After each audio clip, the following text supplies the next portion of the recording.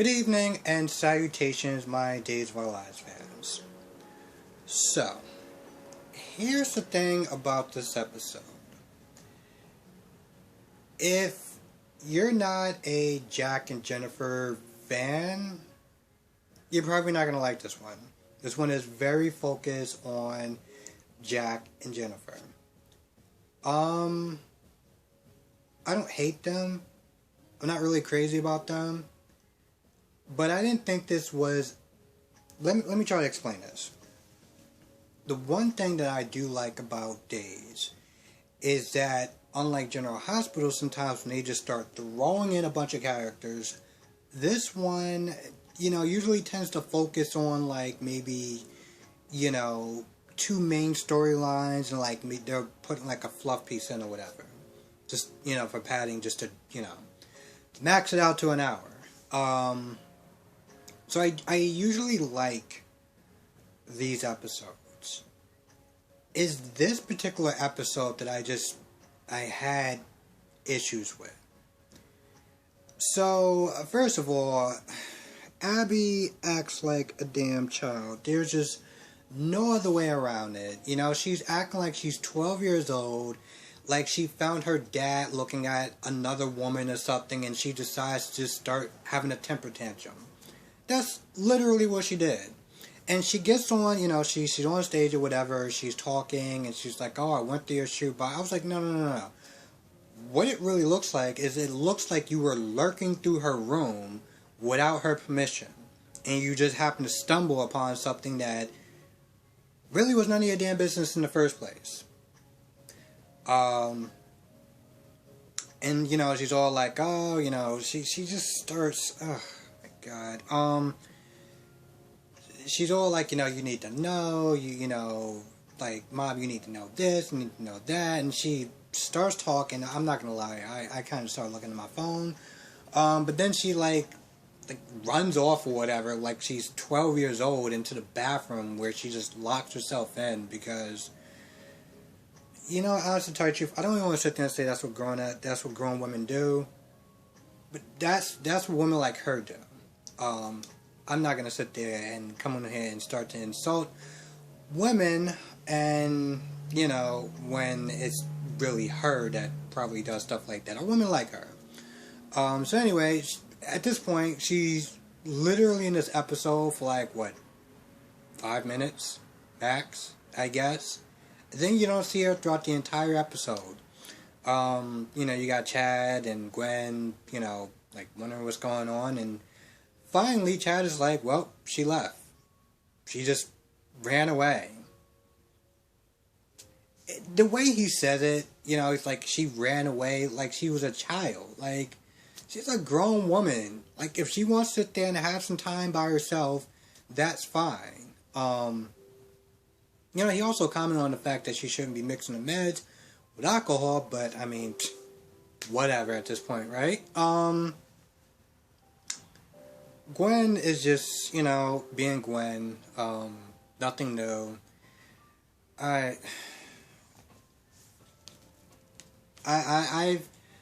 come on here so many times and be like, oh, I'm just so sick and tired of sitting there, her just being all mean and nasty for no reason. I'm just like, whatever at this point. Eventually, we're gonna know, or we won't know, or something. I'm just not interested at this point anymore. I'm somewhat interested, but I'm not really interested in Gwen's storyline until we find out the reason why. I'm just at this point, I'm just like, every time I see Gwen, I'm just like, well, it's another episode of Gwen where she just where she's just being mad and evil and vindictive to someone for no purpose. I'm just, whatever. Let's talk about Jack and Jennifer.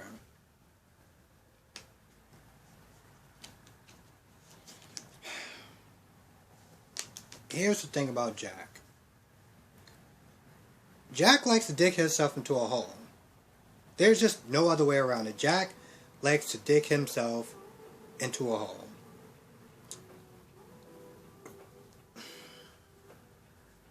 And he does something else that a lot of people do, that I've done, besides, digging myself into a hole when I'm in trouble with, You know, when I'm in trouble with a girl, you know, I tend to dig myself into a hole, so I understand that, and that's why I was like, man, you need a lifeline? Like, you good? Um, is he tends to beat around the bush. And halfway through the story, you know, Jennifer's like, alright, listen, I don't want to hear how you pretty much wooed her. Tell me what happened. And I get it. For story purposes, we gotta sit there and go through this song and dance about how they met up and got together. And I'm just sitting there thinking, bro, you're making... It's like every time you're talking, you're telling more of the story, you're making it worse. You are literally making it worse. First, you beat around the bush. Then you start digging yourself into a hole. And, you know, he's all like, you know, this story is like, let's see. So he's heartbroken and he feels down and out. He's been drinking and, you know, Kate is a waitress at this point, and they start talking and stuff. And, you know, one day he just is at his lowest of the low. And, Kate decides to take him upstairs for some odd reason, and I don't really know why. I mean, I understood it from Kate's point of view. You know, she was lonely and she really wanted to help them, and her version of help was, well, you know, I should tell you the truth, I'm not going to sit there and say that. I'm not going to sit there and say that because I feel like that's just somewhat insensitive to the character. I mean, this guy was at his lowest point of his life, and you know what? He didn't want to sit there and think about it for whatever time period it was, and so they, you know, they had comfort in each other. You know, he felt comfort in her, or he got comfort in her. And then that's it. That's it. You know, then the next day, he pretty much just kind of pretend like it just never happened, and then when they somehow wind up in the same house, he was just like, alright, we're just not going to talk about it. And you know, Jake asked a very important question. It was like, so why would you just leave this around for somebody to eventually find this? And she was like, you know, the letter meant something to me. Really? The letter meant something to you. Let me tell you what this letter just kind of sticks out for me. It's basically Smith there saying what Jake said was, wham bam, keep your damn mouth shut. And most women, most people would just be insulted about that, but somehow that letter meant something to her. It was special. Okay, I'm not going to sit there and bother to debate that any further, but, yeah, you know, Jake asked, like, you know, are you still in love with her, or whatever, like, are you still in love with Jack, and I think she kind of went around it in a roundabout way, and at some point, you know, they were about to kiss. Jack asked, one second, sorry, I thought I was going to sneeze. Jack asked an important question. Well, it's important to him. And I'm going to tell you why that just no.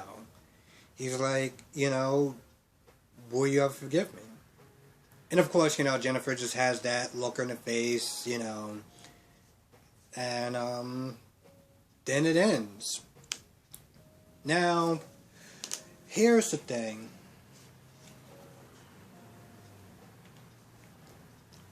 You don't tell somebody that you pretty much cheated on them and then sit there and say, can you forgive me? Like it's supposed to work on your timetable. Yeah, I know, I messed up, but can you forgive me? I have to know, like, right now, like, right in this moment. That's not how that works. Now,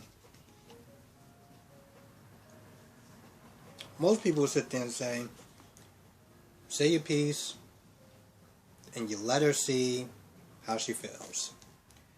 And then I sit there and I look at this and I'm like, you know what, listen, it was a long time ago. It was a long time ago.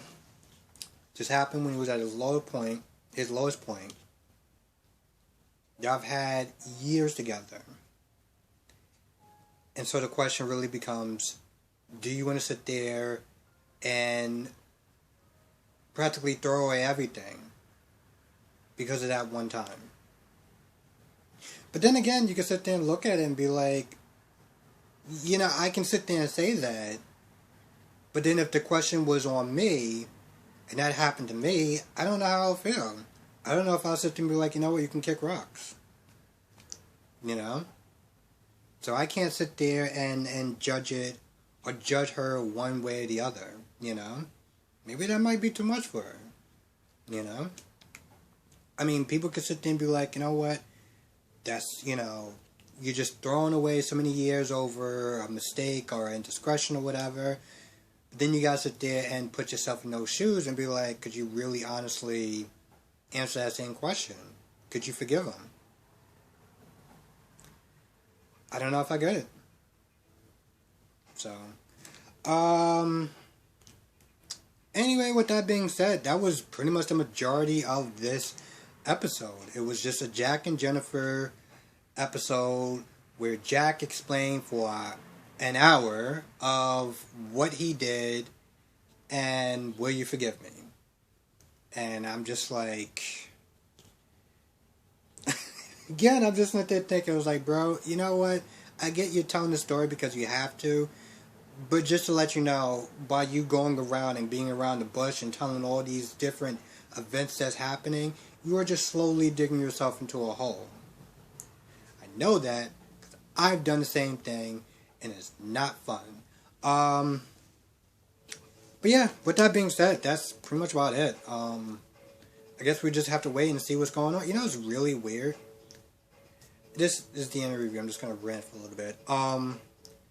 Between this whole Abby acting like a child and will Jennifer ever forgive Jack for her being in a coma, I kind of looked at this, was like, I get that this is, classic soap opera drama, but I was like, this is just so, like, melodrama. Like, are we really doing this? Like, it's not like, I mean, granted, it doesn't matter if you're awake or you're in a coma, but I was like, this happened a while ago. You're in a coma. It's not like he was just bored or whatever. And then I'm also sitting there thinking, I actually am starting to miss Xander and Sarah and even man-child Philip.